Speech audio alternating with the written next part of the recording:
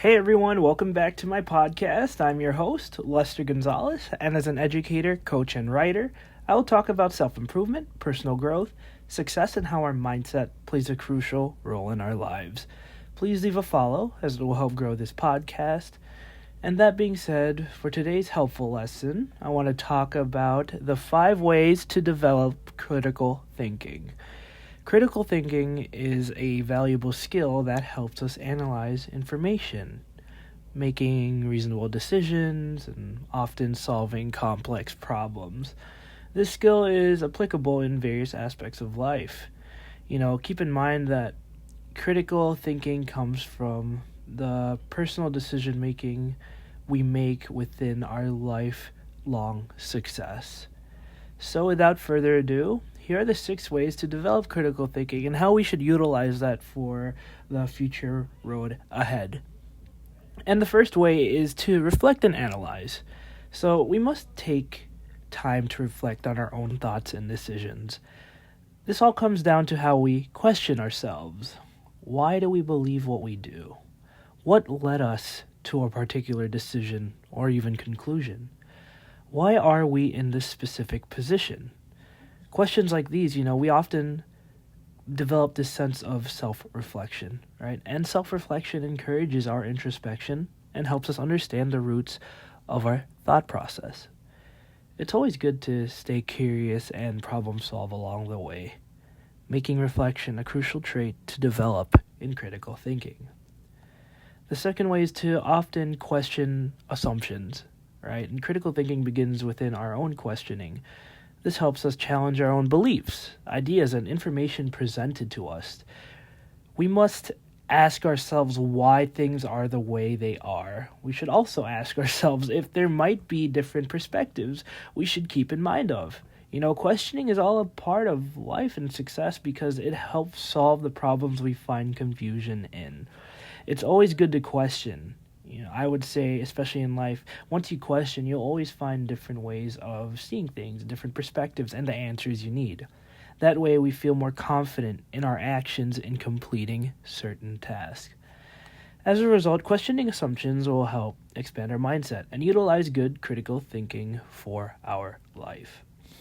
The third way is having a diverse perspective, especially perspective in what we seek. Right? It's crucial that we expose ourselves to a variety of viewpoints and opinions. This helps us engage in these conversations and hold different beliefs within each other. We not only broaden our perspective from other people, but also consider alternative solutions and problems to what we want to accomplish. Everyone has their own decision-making, opinions, and even perspectives in life.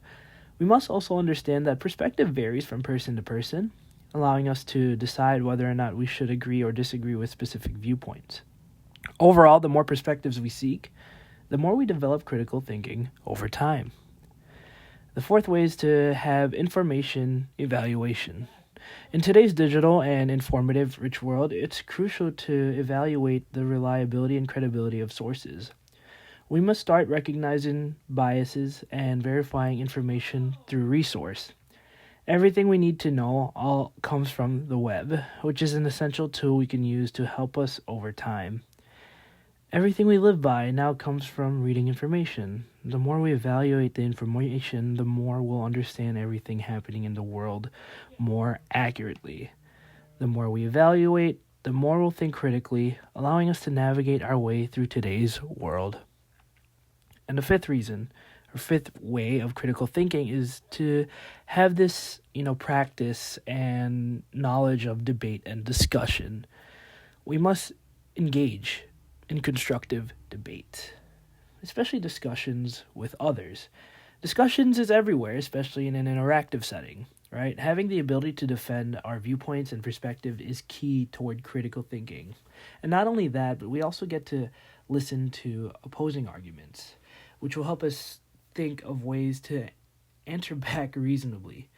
This encourages us to provide evidence for our claims while also considering the alternative perspectives, whether it would be in a classroom, setting, a workplace meeting.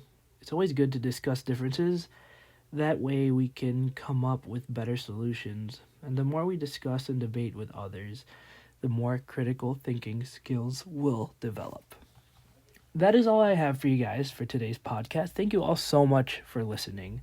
I hope this was very helpful, especially within the 5 ways to develop critical thinking.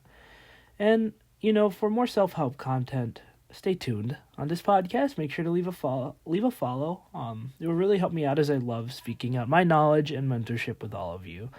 I look forward to growing with all of you. I'll see you guys in the next episode. And as always, I wish you all a blessed day.